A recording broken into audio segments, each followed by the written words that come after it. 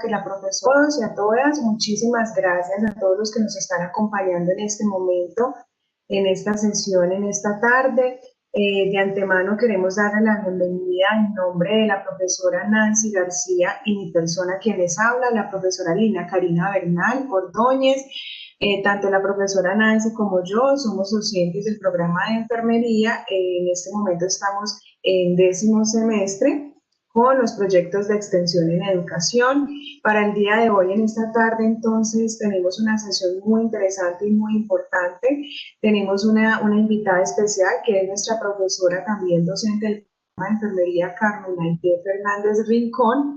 Antes de darle la entrada a la profesora Carmen, quiero entonces darle la bienvenida a todos ustedes que hoy nos acompañan, esperando que este encuentro sea bastante rico para todos nosotros. De antemano, la directora del programa de enfermería, la jefe Diana Londoño, ella manda sus excusas porque está en una reunión y le es imposible participar en este momento, en este encuentro, en esta sesión. Entonces nos extiende su pedido de disculpas, pero pues se le sale de las manos porque es una reunión muy importante. Bueno, entonces para darle paso, tenemos entonces hoy como invitada, como lo había mencionado, a la profesora Carmen Aide Fernández Rincón. Ella es enfermera de la Universidad Nacional de Colombia, magíster en educación y candidata a obtener el título de doctorado en formación en diversidad de la Universidad de Manizales. Es docente de nuestro programa de enfermería en la Universidad del Quindío. Hoy, entonces, con una conferencia muy interesante y muy importante también, y es titulada Reconocimiento de todos como sujetos políticos y centros del cuidado de enfermería en orientaciones sexuales e identidades de géneros diversos. Entonces, no siendo más, profesora Carmen Aide, muchísimas gracias por aceptar nuestra invitación y el auditorio y la palabra es toda suya. Bienvenida.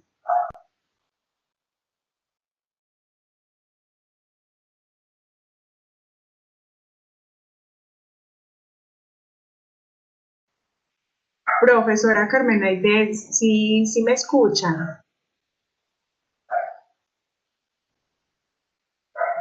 Estamos viendo la pantalla, la presentación se ve muy bien, pero no la estamos escuchando.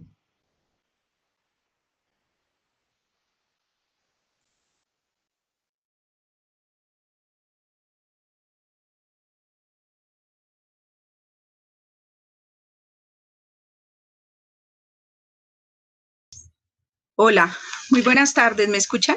Hola, sí señora, perfectamente. Vemos la presentación, pero no le vemos el rostro. Ah, bueno, ¿me quieren ver el rostro? Claro que sí. Aquí estoy. Hola. Bueno, la palabra es toda suya. Bienvenida. Bueno, muy buenas tardes. Me alegra mucho estar aquí con ustedes compartiendo. Vamos a conversar y sobre los temas que han generado dentro de mi práctica profesional algunas movilizaciones, inclusive algunas reflexiones. Tenemos una hora, yo los voy a ir provocando con algunas situaciones de pronto de reflexión, tanto como enfermera como en este momento mi formación como doctora en ciencias sociales y que me ha permitido de pronto de configurar algunas cosas, descoserme como lo he planteado de pronto en algunos momentos y volver a coser el cuidado de enfermería de otra manera. Entonces, vamos a conversar. La presentación que hace la profesora Lina va más allá de lo que yo soy ahora. Soy activista OSIC y soy en este momento parte de un colectivo del Departamento del Quindío con movilización nacional e internacional con relación a dignificar y de pronto restituir los derechos que se han arrebatado a la población OSIC. Ahorita vamos a mirar por qué. Y sobre todo en el campo de la salud. Esto es un entramado que hay que mirarlo con mucho respeto, pero al mismo tiempo con mucha crítica. Por eso la idea es que podamos, si ustedes quieren, en el momento en que lo consideren, interrumpir lo que yo estoy diciendo para poder discutirlo, porque creo que así es como se construye de pronto una postura no solamente académica, sino de activista. Por eso hoy lo que yo soy es más que una que se ha formado y ha podido entrar a diferentes lugares académicos, pero que esas entradas lo que han hecho es cuestionar lo que yo he sido dentro de mi práctica profesional y disciplinar en términos de una lectura crítica. Por eso el título es Reconocimiento de Todes, y creo que esa palabra todes es la que va a guiar un poco la discusión. Como les digo, ojalá, si de pronto, profesora Lina, hay alguna pregunta o alguna situación en el chat, como no lo puedo ver, entonces para que me diga y la idea es poder conversar. Claro lo primero que les invito a mirar es dos conceptos que hemos empezado a analizar desde la revisión, porque esto es una revisión más del caminar con las personas configuradas en OSIC y de algunas revisiones teóricas fuera de lo que nos han dado en nuestra formación como enfermeras y como magísteres en el área de salud y educación, y lo que ha sido de pronto una decisión crítica de lo que venimos haciendo. Entonces, dos conceptos fundamentales: vulnerabilidad y estigma y discriminación. Y son dos conceptos que me han permitido entonces preguntar un poco lo que hemos hecho en salud y sobre todo lo que hemos hecho en la configuración de diversidades en orientaciones e identidades de géneros diversos. Recordemos que la vulnerabilidad es de varios tipos. Muchos de estos pues los reconocemos nosotros. Hay vulnerabilidades en el ámbito físico, económico, socioeducativo, institucional y político. Y la vulnerabilidad en salud la vemos como una necesidad de proteger a las personas. Eso es lo que hemos venido analizando, y son unos grupos de especial protección, inclusive nombrados así. Pero en el otro ámbito, en el ámbito social, la vulnerabilidad se puede ver como una nueva forma de capitalismo, en el cual lo que hacemos es llevar a la persona a un lugar particular y hacerle creer que es vulnerable, que aquella condición que lo hace distinto lo llena de vulnerabilidad y no lo llena de pronto de un proceso de potenciación de lo que se es. Por eso pensamos, y uno de los elementos que plantea Judith Butler, una filósofa posmoderna, postestructuralista, y pregunta que si el hecho de ser vulnerable permite la posibilidad de que nos hagan daño o de que nosotros podamos apreciar el daño y no hagamos nada al respecto. Eso es como la primera movilización que hago. Lo otro es cuestionar un poco el concepto de fobia frente a estigma y discriminación. Recuerden que nosotros hablamos de homofobia, transfobia, lesbofobia, etcétera, y empezamos a cuestionar entonces si las fobias no son unos procesos que necesariamente tienen que ver con experiencias individuales y experiencias que tienen que ver con el ámbito de alguna situación particular que nos genera algún tipo de necesidad de tratamiento psicológico o psiquiátrico.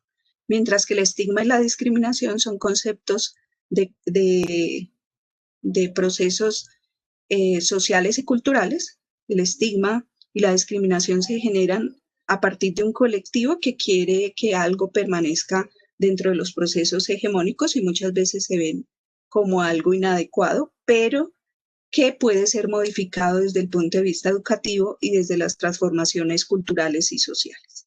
También entonces lo pongo en la mesa para que lo puedan analizar y discutir.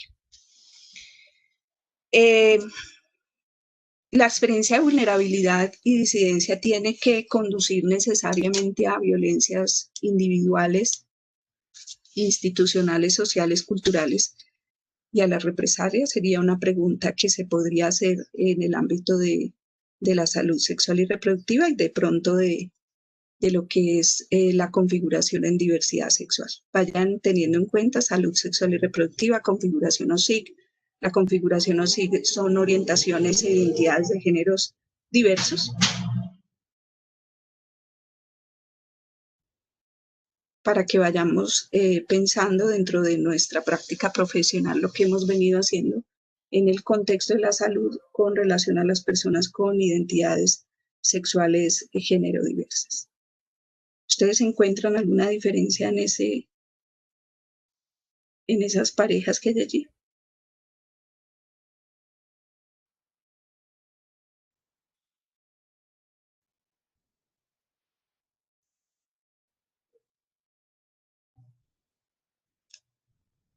No sé si haya respuestas, pueden usar el micrófono o pueden chatear si quieren. No, en el chat todavía no hay participaciones en el chat. Ah, sí, Héctor Fabio Zapata escribió que no encuentra ninguna diferencia. Tan bello, excelente. Carlota Eugenia también escribe, profe, realmente no. Excelente. Perdón, cuando Bueno, uno mira, yo digo, dale. Cuando uno mira rápida la gráfica, pues no ve diferencias, pero si de pronto si pusiera como a mirar detalles, yo diría que en la gráfica de la mitad se ve un poco de diferencia.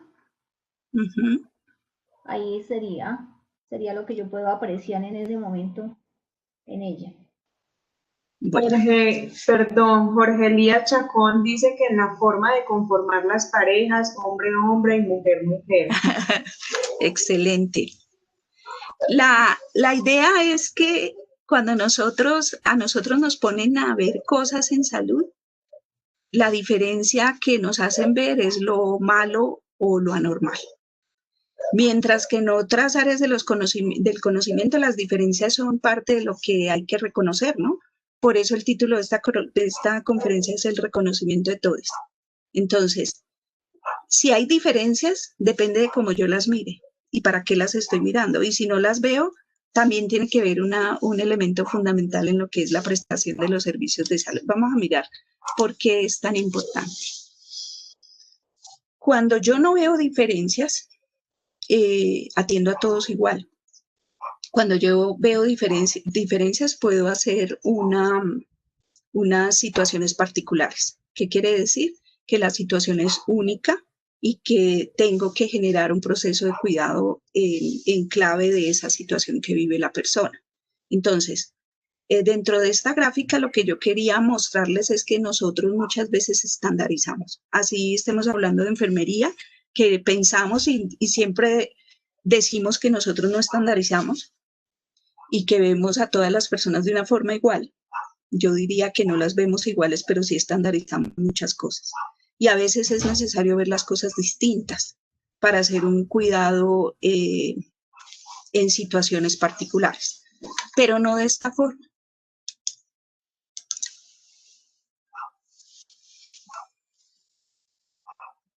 ¿Quién me quiere decir por qué no? ¿Qué es lo que nos han enseñado en salud? O sea, nosotros debemos en salud hacer atenciones diferenciales. De hecho, muchas de las políticas públicas que están establecidas, inclusive la Política Nacional de Diversidad, la política que generó en el 2015 una situación de movilización y en el 2018 la necesidad de que se cambiara el nombre LGTBI por OSIC, fue por parte de lo que hablaban allí de atenciones diferenciales. ¿Por qué no diferenciales? ¿O por qué sí diferenciales?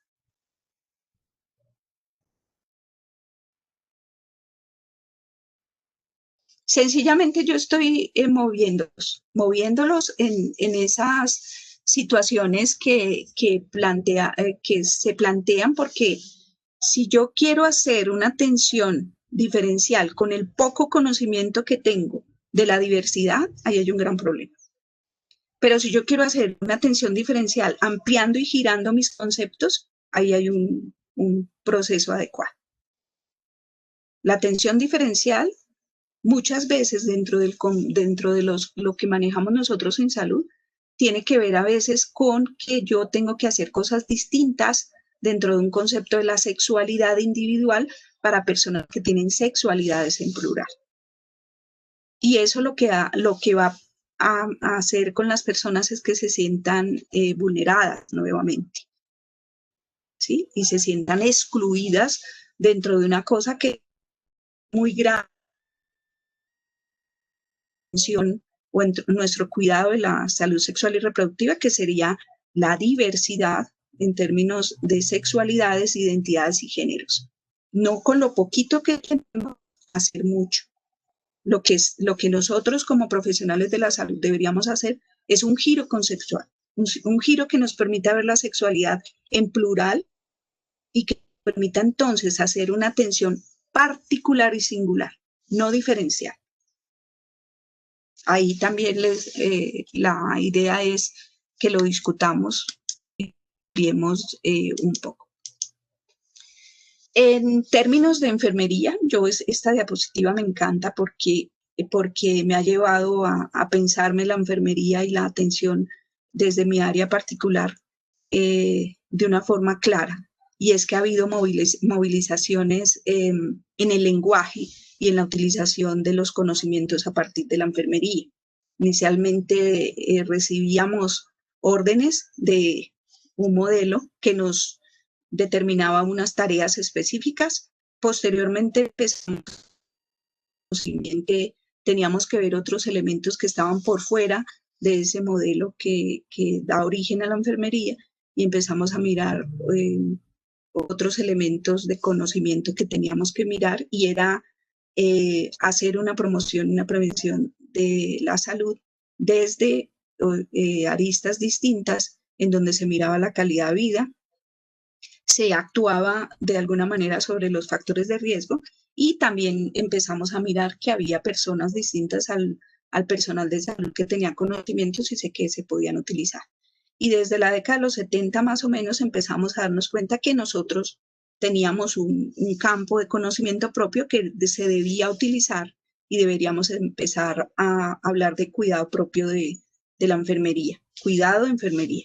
Y ahí creo que hay una movilización importante para lo que les quiero mostrar ahora y es poder entonces mirar si ese conocimiento que han construido las teorías de enfermería son suficientes, por ejemplo, para este escenario particular que sería las orientaciones, identidades y géneros diversas, donde el movimiento ya no solamente es dentro del campo disciplinar de la enfermería, sino que requeriría entonces hacer un movimiento de conocimientos distintos.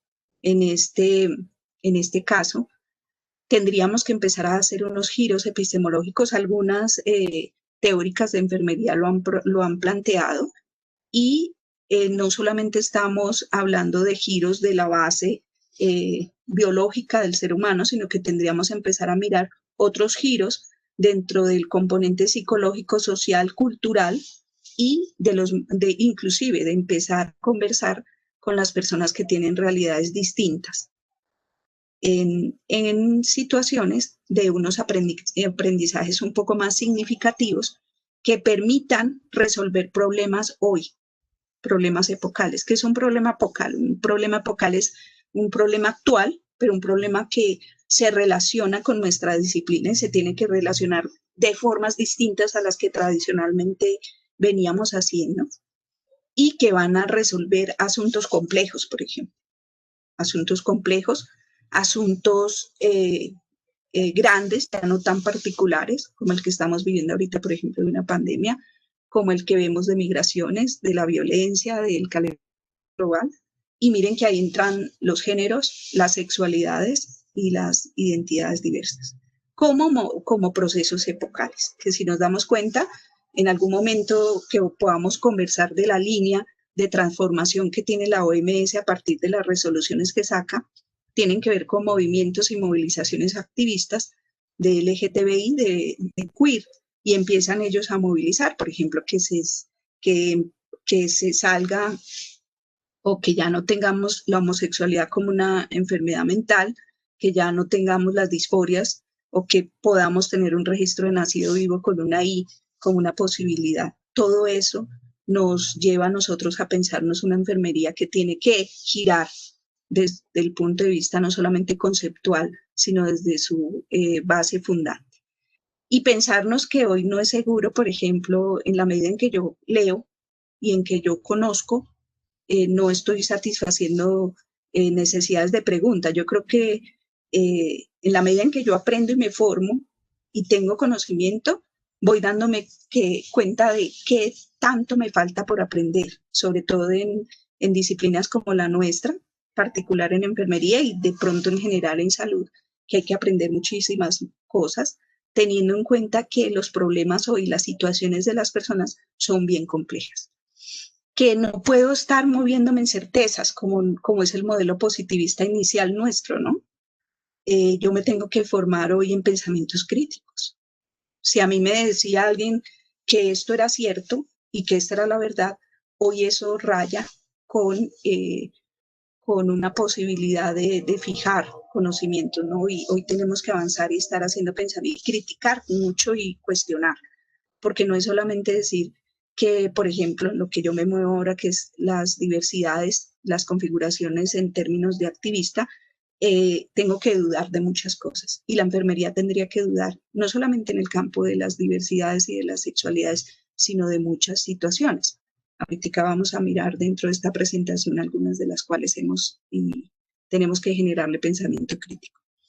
No vemos el conocimiento, el desarrollo de la dimensión del conocimiento como un punto final, sino como un proceso de continuo movimiento. Cada vez que yo aprendo algo, tengo que seguir avanzando. Y el conocimiento tiene un tiempo, tiene una temporalidad. Miren todo lo que ha sucedido con la diversidad sexual. Y el año pasado, nomás tuvimos afortunadamente la decisión de que ya no hay disforia de género. Y entonces, ¿qué pasó con todas las personas anteriormente que les habíamos dicho que tenían disforia?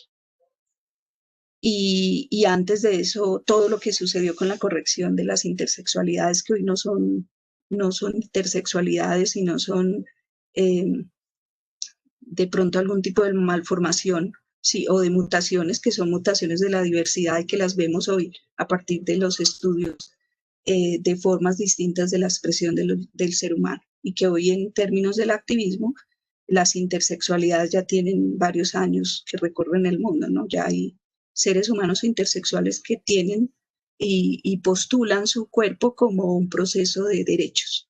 Entonces, por eso las dimensiones del conocimiento tienen caducidad. Y en ese sentido tenemos que ser muy cuidadosos con lo que hacemos en salud y sobre todo lo que estamos haciendo en diversidades y en sexualidades e identidades. Y también, ¿para qué me sirve a mí el conocimiento, no? ¿Para qué me sirve?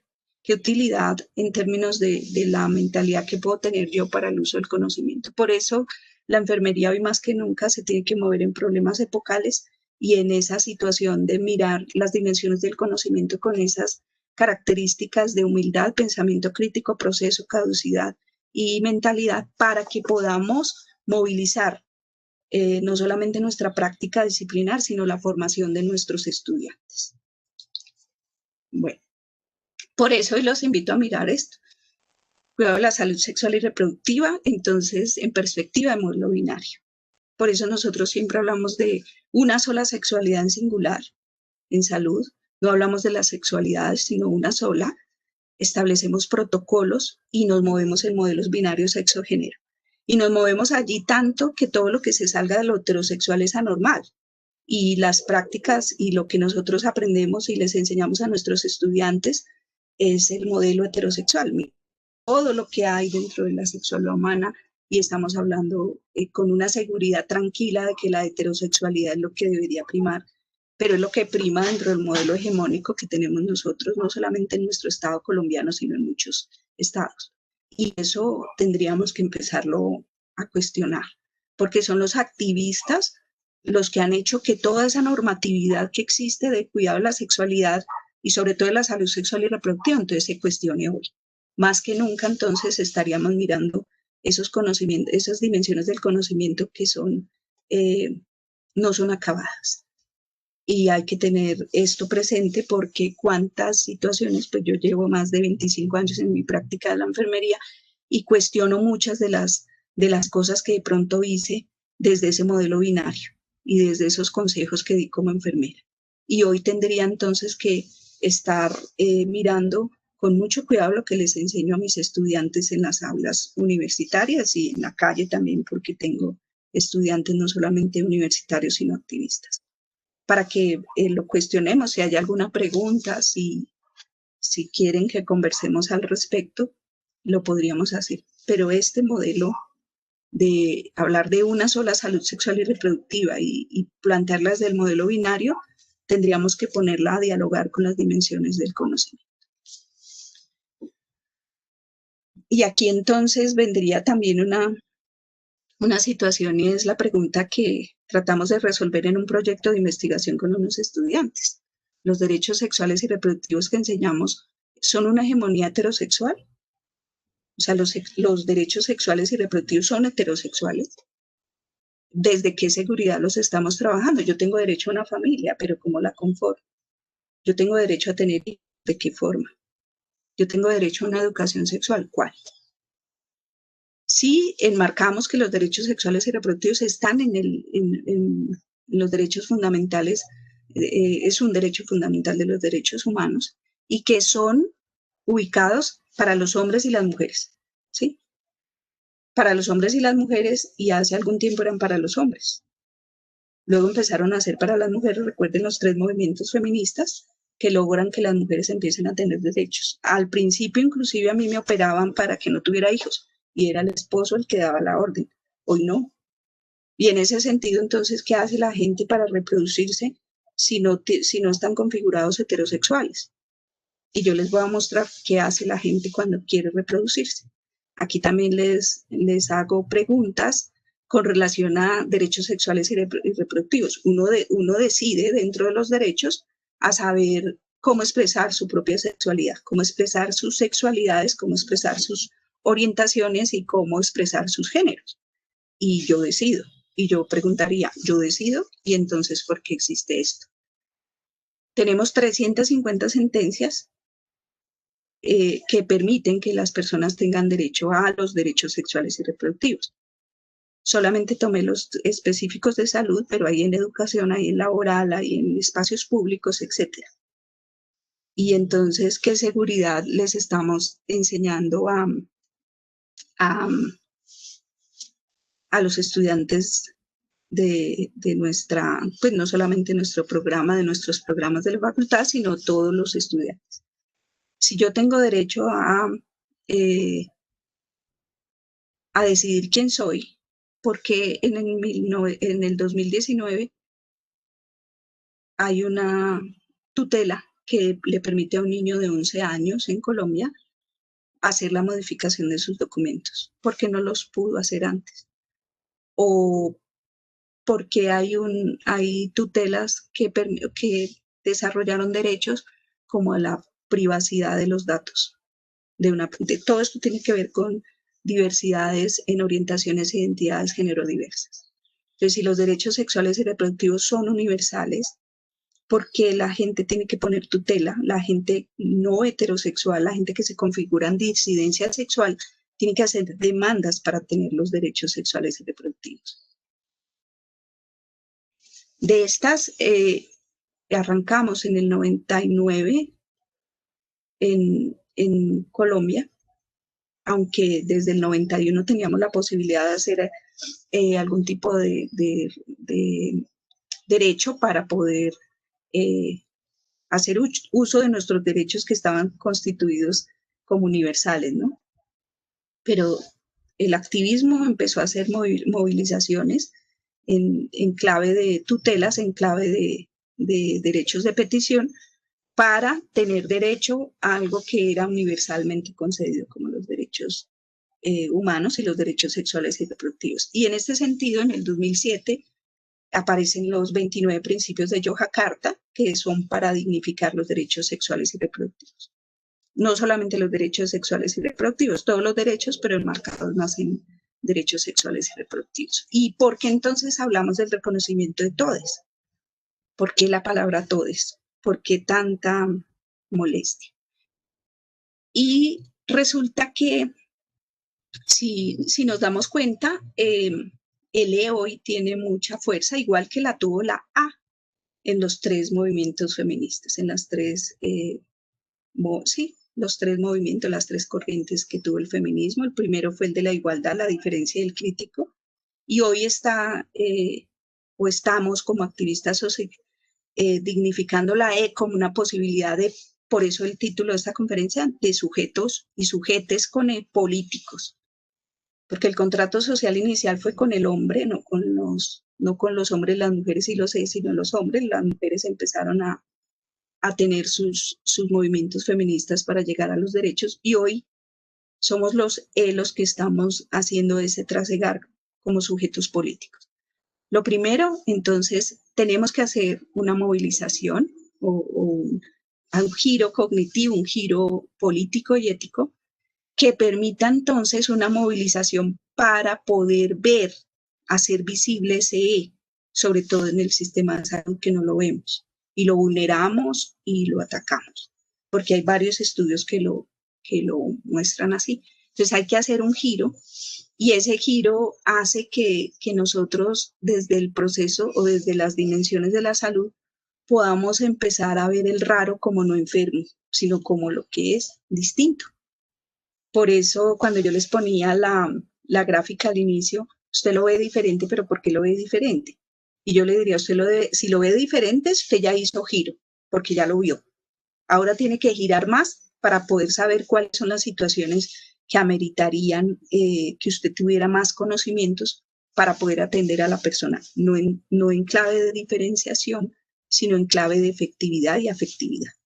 ¿Qué es lo que uno hace cuando, por ejemplo, hay guías nuevas de cualquier situación en salud? Uno dice, voy a estudiar para saber cómo cuidar a la persona. En diversidad pareciera que eso no es así.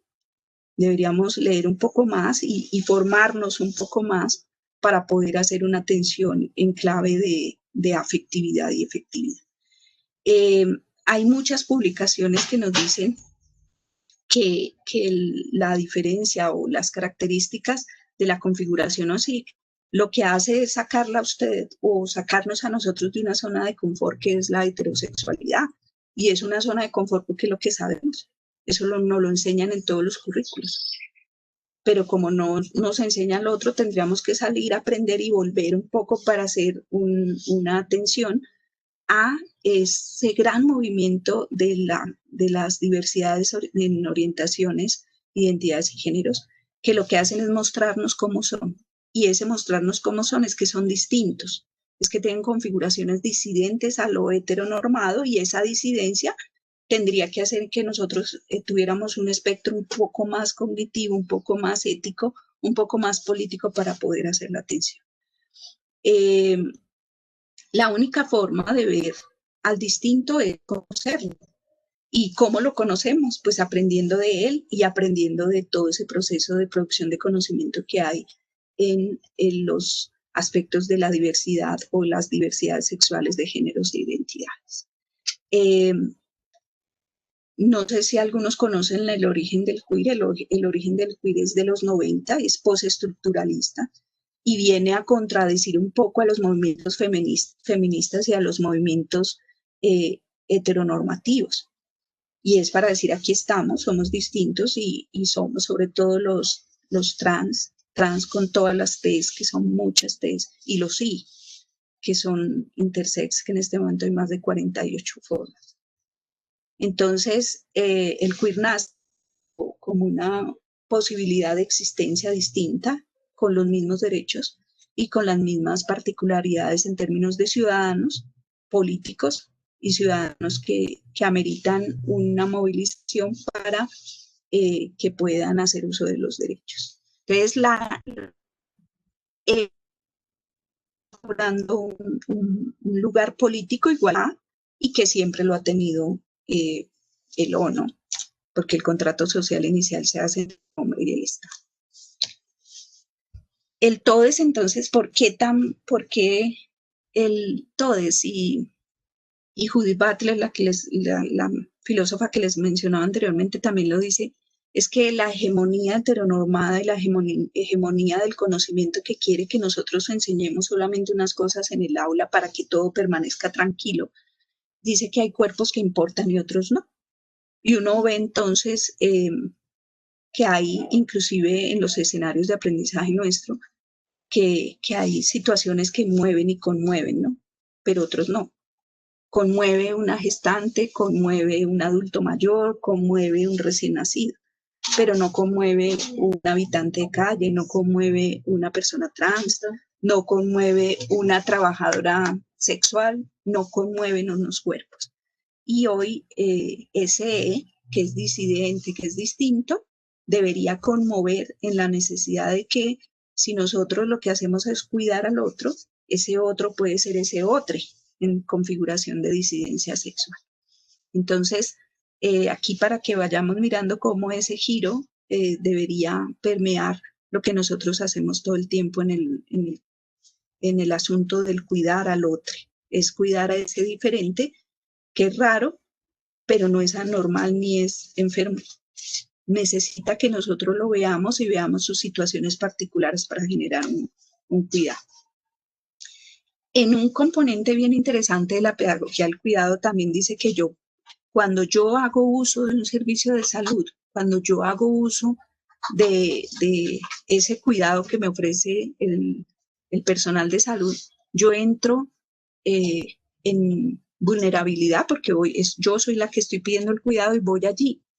Y confío en el otro, en el que está ahí, para que restituya esa situación que yo tengo de pronto de enfermedad o de alguna situación particular. Pero es esa persona profesional de la salud quien me tiene que ver en mi condición de particularidad. Y en esa relación de cuidado, pues hay una situación de relación intersubjetiva. O sea, nos tenemos que ver los dos, nos tenemos que respetar los dos. Pero yo como sujeto que está solicitando el cuidado, estoy en vulnerabilidad. Confío en que usted lo va a hacer de la mejor forma, en que usted es el mejor profesional y en que usted me va a atender.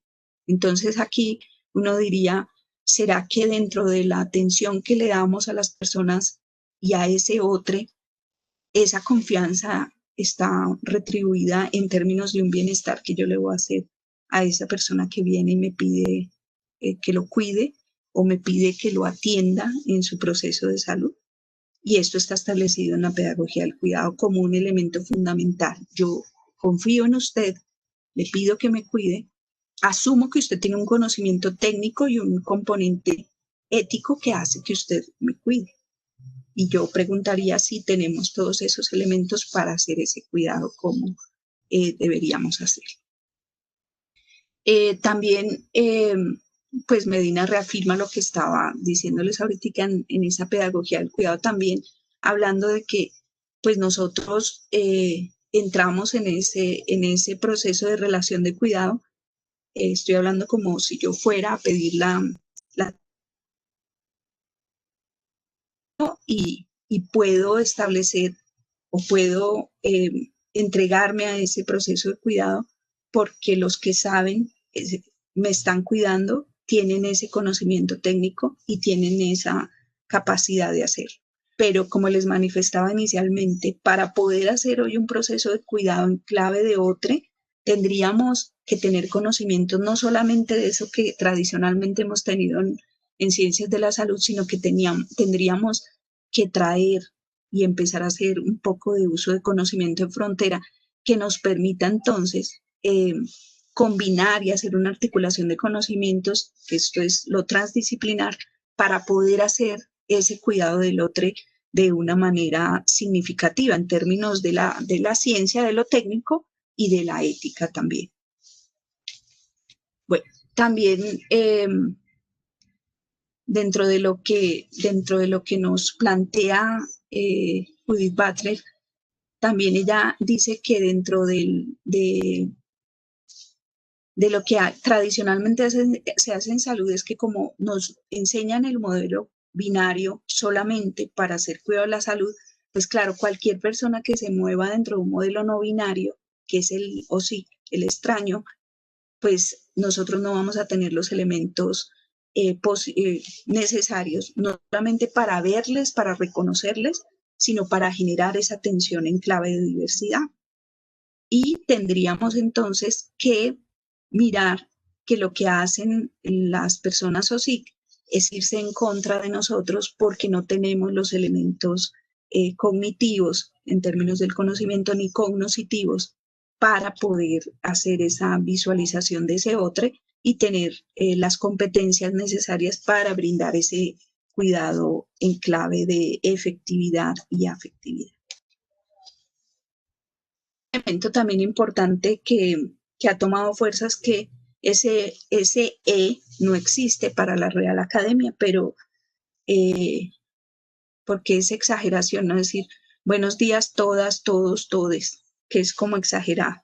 De hecho, hay algunas corrientes que han estudiado a la Real Academia y declaran que la Real Academia también es un movimiento que se mueve dependiendo de algunas corrientes hegemónicas. Hay una línea de investigación que la declara como un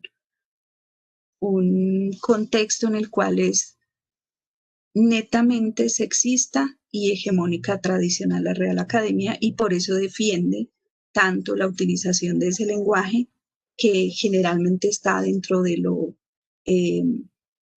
heteronormado y dentro de lo androcentrista, si se pudiera decir así, porque inclusive en su última versión del 2018 planteaba que ni siquiera era necesario utilizar la A, que con la O eso era suficiente.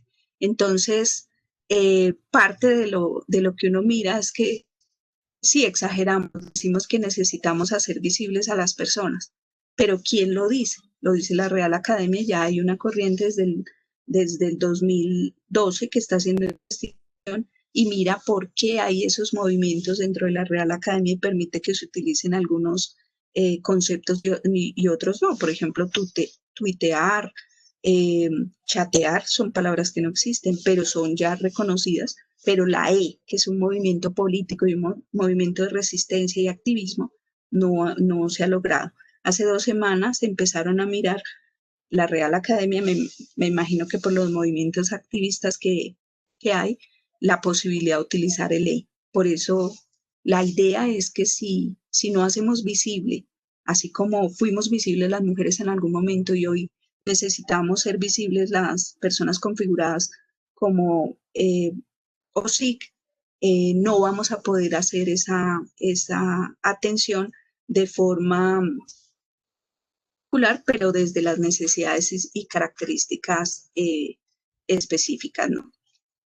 Bueno, entonces, cuando ya con todo este componente, miremos por qué hablar de diversidad y qué es eso de la diversidad. Entonces, la diversidad sexual tiene que, para poder hablar de diversidad, tenemos que salirnos de lo que tradicionalmente hemos entendido como sexualidad. Así es sencillo.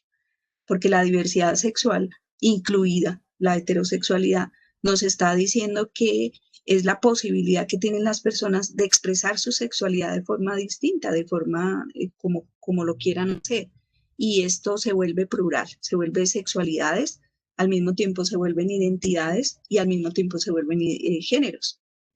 Y tendríamos que empezar a trabajar entonces en la necesidad de hacer ese movimiento conceptual de lo que hemos trabajado tradicionalmente en salud y empezar a hablar de diversidad sexual como un componente fundamental que le permita a cada uno de nosotros como profesionales utilizar esa capacidad de reconocer a la persona en su configuración de diversidad, no como anormalidad o no como fuera de lo que se nos enseña, sino como parte de lo que nosotros tendríamos derechos. La diversidad sexual entonces incluye a todas las personas posibles y nos permite entonces reconocer muchas cosas que inclusive a veces uno ve que los profesionales de las ciencias de la salud no reconocen. ¿Qué es eso de la orientación? ¿Qué es eso de la señora? Profesora Carmen, tenemos una pregunta, no sé si claro que sí. Que la dejemos al final. Dale. No, dale. Listo. Jaime Fierro pregunta, ¿qué elementos de la diversidad sexual, todes, otros, pueden ser naturales y qué aspectos pueden ser inducidos y culturales y qué implicaciones clínico-sociales pueden traer estas situaciones? Bueno, hay implicaciones de invisibilidad. O sea, si yo no pongo el todes y yo no pongo otros, estoy haciendo invisibilidad. Por eso él es un asunto político de derechos. Hemos hecho heteronormado, un discurso androcentrista centrado en el hombre. ¿Qué lesiones podemos tener? Los derechos en desigualdad. Por eso yo les decía, si ustedes miran lo que han hecho las corrientes feministas, lo que han tratado siempre de hacer es la visibilidad, ¿no? Primero, la igualdad. O sea, las mujeres no existían, empezaron a existir al hacer los mecanismos de igualdad, pero después se dieron cuenta o nos dimos cuenta que no éramos iguales, no somos iguales. Empezamos a hablar de la corriente de la diferencia. Y después nos dimos cuenta que somos más, en términos de pensamiento crítico, tenemos otras formas distintas de ser, y empezó el feminismo crítico. Y lo mismo está sucediendo con el E. Es que si él no se nombra, no existe, así de sencillo. Es que yo no soy, o sea, dentro de lo que nosotros estamos trabajando a nivel académico, no podemos hacer visible aquello que no nombramos. Estamos invisibilizando, y cuando lo nombramos, les voy a nombrar varias cosas. Yo nombro los homosexuales y nombro los transgéneros como portadores de VIH. Yo nombro los transgéneros como personas anormales, que hay que tenerles paciencia. Es que yo no tengo la competencia para atenderlos. Y eso lo dice no solamente Judith Butler, Foucault, lo dice Teresa de Laurentiis, todos los teóricos que puedan existir dentro de la necesidad de hacer visible a ese otro, es que si yo no lo veo, que si yo no lo nombro y no enseño procesos de cuidado, sencillamente hago, o sea, el cuidadito que le voy a dar lo derivo intuitivamente, pero no lo hago científicamente, ¿sí? Por ejemplo, yo les preguntaría a ustedes, estábamos hablando de cuando hay una relación de cuidado, hay una relación de vulnerabilidad, porque la persona viene no a tener amigos, viene a que yo lo cuide, y en ese sentido está confiando en mi conocimiento y en mi ética. ¿Cuántos conocimientos tenemos nosotros hoy para atender a las personas configuradas de diversidad sexual desde salud? ¿Cuántas investigaciones hay con relación a todo lo que decidimos nosotros cuando cuidamos a las personas? Entonces, ¿qué sucede? Pues que no estamos haciendo el cuidado de la salud sexual y reproductiva en clave de diversidad, la estamos haciendo salud sexual y reproductiva en clave hegemónica heteronormativa. Porque de la parte heterosexual sabemos mucho, muchísimas cosas, pero de las otras cosas, de las otras formas y las otras expresiones en disidencia sexual, porque así se llama disidencia sexual, imagínense, estamos en la periferia, y estar en la periferia ya es grave, porque quiere decir que nos toca utilizar un conocimiento como que no es tan conocimiento, o sea, no reúne esas características que veíamos de las dimensiones del aprendizaje y del conocimiento. Entonces, ¿qué grave es? Mucho. ¿Qué estamos haciendo? No estamos haciendo éticos en el cuidado. Y estamos diciendo que es que como a mí me gustan, porque esa es una cosa, ¿no? A mí me gustan, pues entonces usted cuídelo. Yo les diría, no, es que a nosotros es el deber ser de los profesionales de la salud hacer un cuidado de forma cálida y de forma de calidad con D final. Y las dos tienen ese componente ético y ese componente técnico, ¿no? Entonces sí tiene muchas implicaciones. Entonces por eso es importante, esta es la primera movilización, que es movámonos conceptualmente a que no hay una sexualidad, hay sexualidades, hay identidades y hay géneros, para que podamos entonces hacer ese acompañamiento o ese proceso de cuidado. Bueno, aquí ¿cuáles han sido las movilizaciones requeridas para poder hablar de cuidado en clave de diversidades? Pues tenemos la primera que hizo el movimiento, que es una teórica de enfermería, que es Jean Watson. Ella se fue para la fenomenología y empezó a darse cuenta que el cuidado que nosotros generamos tenemos que hacerlo desde la fenomenología, O sea, la intersubjetividad, los momentos de cuidado, las situaciones particulares. Y nos lo dice todo el tiempo. Pero ella no lo dice solamente en cuestiones de lo tradicional que aprendemos en enfermería, lo dicen todo. Nosotros los seres humanos necesitamos ser cuidados en todas las dimensiones.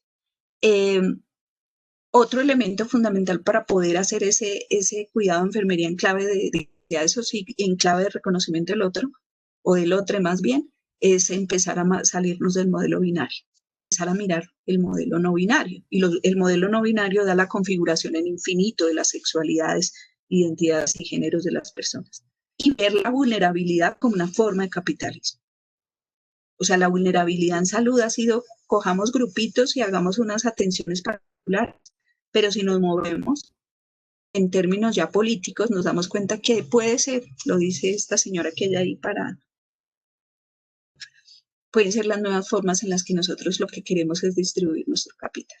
Entonces, lo que nosotros queremos o lo que yo les propongo y lo que he hecho dentro de mi formación es empezar a movilizarnos. Un movimiento en salud en torno de ya no ser normales y sanos, ya empezar a mirar formas de expresión distintas en un camino de enfermería, en un camino de una enfermería científica, una enfermería de arte, una enfermería humana, con unos giros propios en términos de una autonomía y unos giros conceptuales que le permitan entonces ver a las personas configuradas en diversidad de otra manera.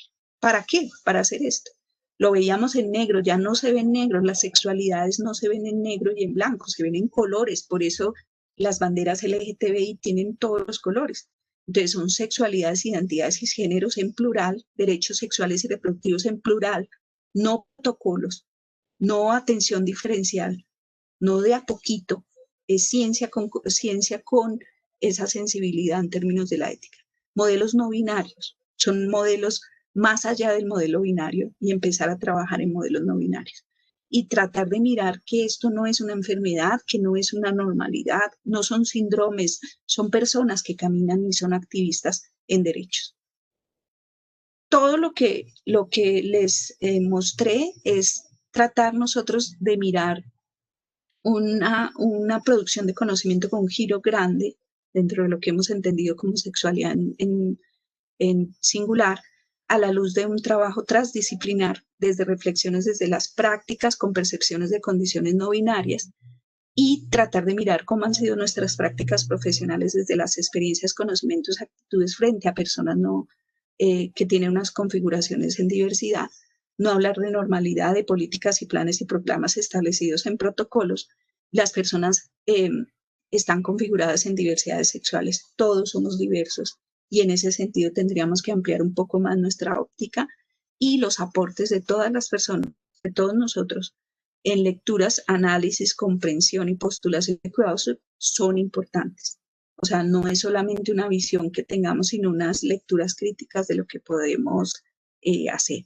¿Cuáles son los sujetos hoy de cuidado de enfermería? Son niños trans, ya tenemos una niña trans en el departamento del Quindío de 6 años, tenemos personas configuradas en diversidad, familias homoparentales, tenemos ya familias de otras maneras que se configuran y se organizan de otras formas distintas y es importante reconocerlos. Entonces, reconocerles, ¿no? Entonces, esta conversación era en ese sentido. Hoy es importante hacer un reconocimiento en Hegel.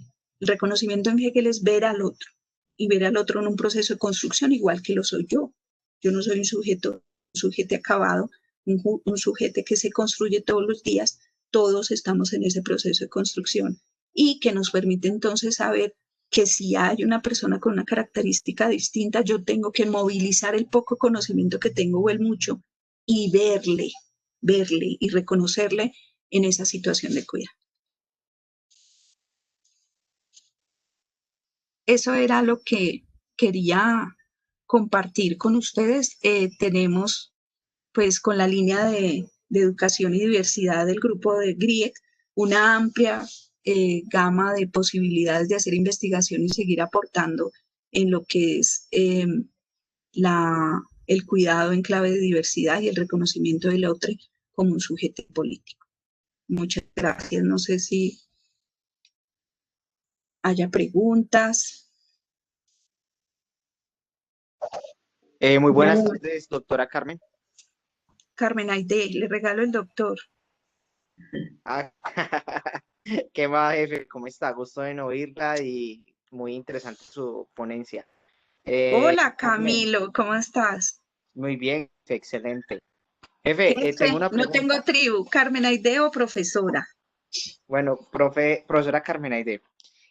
Monique Wittig, que es una de las Ajá. referentes que toma Judith Butler para diseñar todo su tramado teórico, Monique dice que el sistema y la estructura es heterosexual.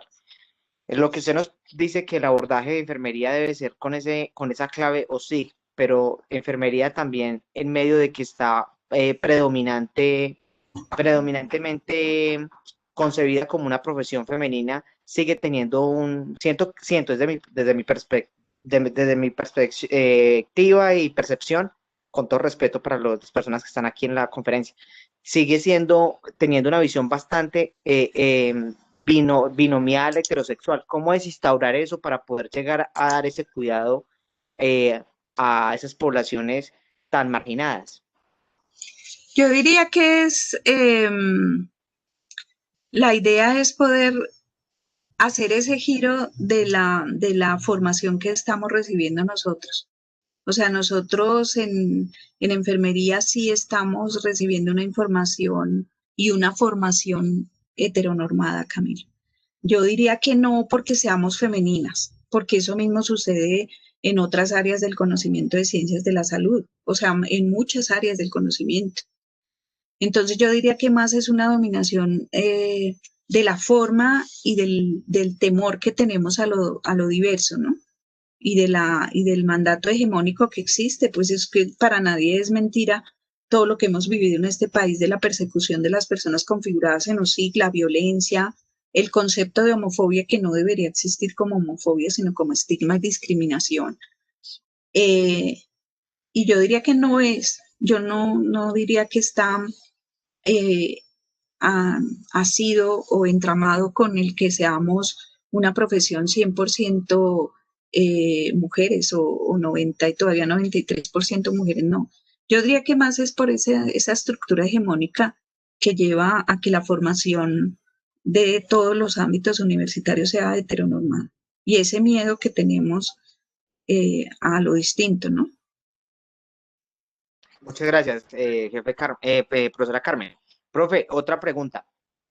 En enfermería, hasta ahorita yo no conozco ningún plan de estudio que tenga o conciba una materia o una rotación basada en las poblaciones vulnerables. Pues uno sí va a la comunidad, pero ir a la comunidad no implica que vamos a intervenir población o sí.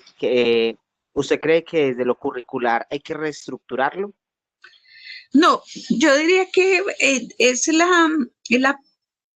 es la forma en que nosotros, tal vez como diría alguien, las pedagogías que nosotros utilizamos.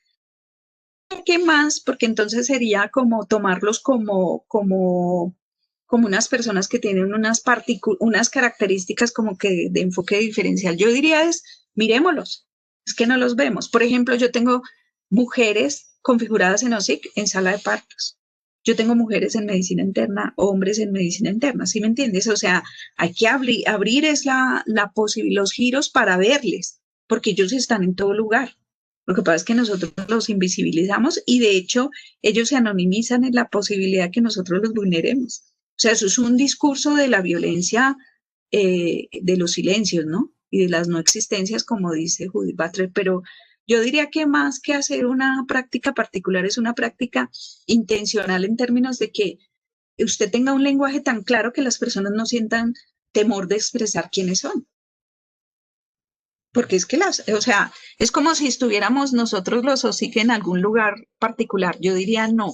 Yo creo que lo que tendríamos que hacer es generar unos lenguajes tan apreciativos, no se sienta, o sea, yo no tengo por qué verlo a usted en términos de sacarlo de su condición de ser papá, hermano, hijo, porque es que las personas OSIC desarrollamos los mismos roles que cualquiera. Lo que pasa es que estamos muy exotizados, ¿no? Solamente boleamos llaveros, solamente estamos en los salones de belleza, no. Nosotros estamos en todo lado. Lo que pasa es que ustedes no nos ven. y no les enseñamos en el currículo a verles, que es lo que diría Jim Watson, ¿no? Es que Jim Watson desde el cuidado humanizado nos está enseñando muchas cosas, pero nosotros no lo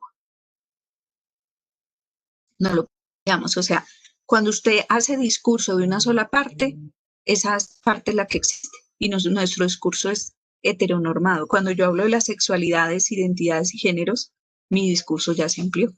Y eso hace que el estudiante tranquilamente pueda llegar a un lugar a cuidar y si encuentra una persona configurada, no tenga ninguna dificultad en su... Es que yo cómo le nombro, cómo le digo, pues como la persona dice. No sé si me estés entendiendo. O sea, no es una cátedra particular, es una cátedra general. Sí, señora, perfecto. Muchísimas gracias por las respuestas. Muy amable y admirable su trabajo. Gracias. Muchas gracias por esta Carmen conferencia. Aide, Señor. Señor. ¿cómo está? Qué bueno saludarla y ¡Hola! estar Tan bello este escuchando. filósofo. ¿Cómo está? Muy bien, gracias. A ver, un poco el tema de la diversidad me parece interesante. Creo que ese otros y todes es bien importante desde la perspectiva de la diversidad. Cuando yo hago la pregunta de que qué componente natural cae ahí en ese proceso y qué componente cultural, clínico-cultural y social pues puede tener pues muy delicada la situación, pero entiendo yo que todo lo que sea diverso tiene que ver con la naturaleza y como usted decía, pues si no hemos sido capaces de leer la naturaleza, pues qué culpa, ¿no? Esa es Sí. como la preocupación. Pero en última, la pregunta como en orden a lo de Camilo, del tema de que hay algunas disciplinas que exigen más la participación de la mujer, en otras más del hombre, pero en especial de la mujer. A mí me llama bien la atención eso, es sobre todo en educación. Yo soy, para todos los asistentes, yo no soy de salud, yo soy educador, y el tema me toca, es mío porque soy educador humanista, y entonces la preocupación es que al parecer, por ejemplo, en el caso de preescolar, hay una reglamentación que dice que para profesor, que pueden ser profesores de todas las áreas, mujeres u hombres, en este caso, pues, en el tema de la heterosexualidad, que es la que se concibe en general, pero que menos para preescolar. Preescolar sí se exige que sea mujeres, pero esto obedece más, es como las barbaridades que el macho ha cometido históricamente, y entonces como que en aras de proteger supuestamente al niño y a la población que atienden los seres humanos, determinan eso, ¿no? Pero la idea es que se pudiera quitar eso, ¿no? Esa es Claro. como preocupación en este lenguaje. Gracias. Pero, profe Jaime, hay una cosa allí bien interesante que usted dice y como usted es filósofo, se lo voy a poner en la línea de la filosofía. Recuerde a Foucault, cuando no se puede, cuando no se podía corregir ya con el infierno, ¿sí? O sea, usted ya no lo podía yo decir que se iba para el infierno. Foucault dice que nace la medicina como mecanismo de control y entonces nace lo sano y enfermo. Inclusive en el orgasmo de las mujeres. Recuerde que teníamos histerias, ¿no?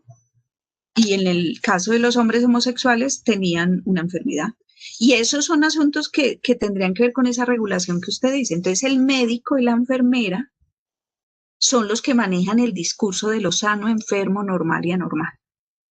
Entonces culturalmente, cuando la enfermera y el médico dicen algo, ahí hay un asunto bien interesante en términos de poder y Foucault lo dice. El biopoder es, y el biopoder y el discurso del poder se da mediante sus mecanismos de control.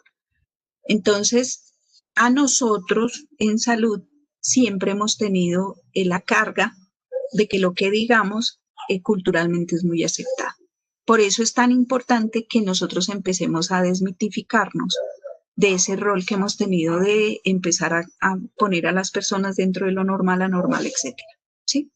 Y eso lo dice Foucault en varios de sus textos y lo dice inclusive Bourdieu en uno de los elementos. Bourdieu tiene un texto bien bonito donde dice que nosotros los de salud nos da temor a veces cambiar nuestro discurso y empezar a ser parte del pueblo, ¿no? Porque perdemos el poder.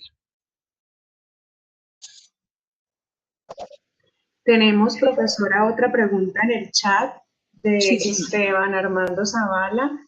Él escribe, teniendo en cuenta que la participación del cuidado en su trabajo hace un llamado a lo ético desde el sujeto enfermero para que reconozca y le brinde un lugar justo y verdadero al otro, ¿qué propondría desde los valores del sujeto enfermero se deberían construir, teniendo en cuenta que también es un sujeto político donde sus valores pueden llevar a diferir con su propuesta y cómo respetar ese cuidado con pensamiento crítico?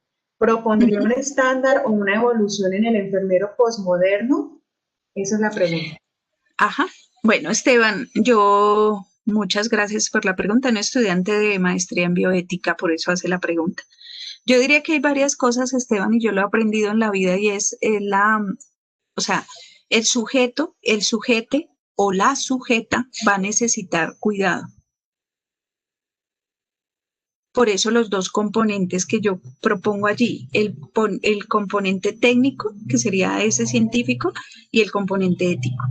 Si tú no tienes la posibilidad de negociar ese componente tuyo, tendrías que solicitar el acompañamiento de prima las características tuyas particulares sobre la necesidad de cuidado que está la persona. Dentro de mi tesis hay un asunto también que se toca en ese componente, ¿no? O sea, yo a veces hago uso de la ética, voy a decir esto, de pronto alguien me contradiga, sería interesante poderlo plantear, como que yo juego con eso, ¿no? Como que yo juego con la ética y determino como en ese contexto a quién atiendo y a quién no. Y uno diría, ¿eso es parte de la ética? Pues porque es que la persona tiene que ser atendida independiente de mí, porque podría ser otra persona que la atienda. Entonces, en ese sentido, Esteban, yo diría que sí hay la necesidad de que nosotros miremos ese rol que cumplimos en términos del cuidado del otro, porque es fundamental ese reconocimiento. De hecho, hay un asunto bien bonito y es que la sexualidad se ha visto en blanco y en negro. Y hoy la sexualidad, de hecho, el activista OSIC, yo les digo, yo soy la bandera es de colores. Quiere decir entonces que si mi visión es blanco y negro, no voy a ver el color. Y eso técnica, científicamente, no sería adecuado porque no estaría viendo la singularidad y las necesidades particulares, y éticamente tampoco, porque si yo sé que hay una gama de colores entre el negro y el blanco, ¿cómo no verlo? O cómo negar que eso existe. Y ese es un que creo que es muy importante verlo. Mucho de lo que nosotros estamos dejando de hacer en términos del cuidado de la salud en clave de OSIC se está viendo en la periferia. Se está viendo en la utilización de otros cuidados alternativos que están muy alejados de lo científico. Por eso tenemos las complicaciones que tenemos ahora, ¿sí? Por eso tenemos situaciones, además que yo diría que esa ética de cada persona, pues como dices tú, es respetable, pero entonces, ¿cómo la pongo yo al servicio de las personas que se configuran en otra?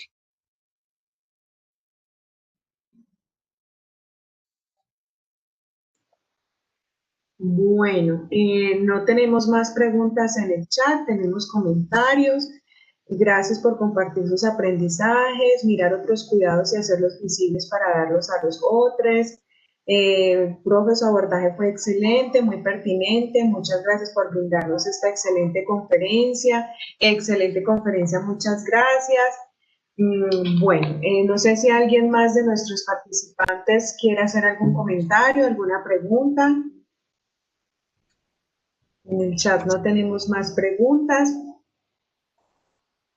Si no, entonces estaríamos cerrando por aquí, finalizando nuestra sesión. Queremos una vez más agradecer a la profesora Carmen Aide por su valiosa participación con esta importantísima conferencia. Gracias a todos nuestros asistentes que nos acompañaron el día de hoy.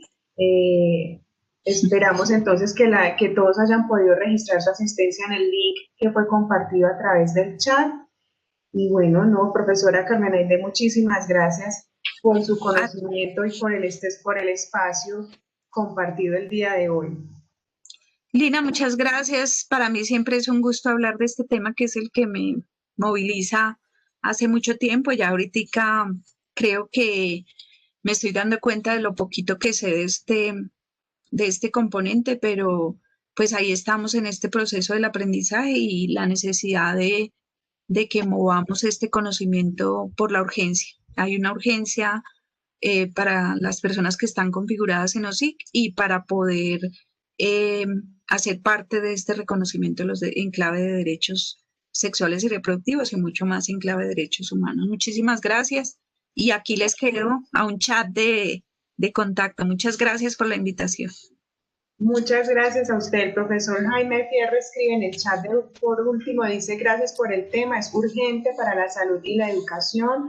Un afecto para la conferencista y compañera de viaje. Gracias. Muchísimas gracias a todos los asistentes. Tengan una excelente noche, un feliz descanso. Profesora Carmen Aide, muchas gracias. Que esté muy bien. Hasta luego para todos. Gracias. Gracias.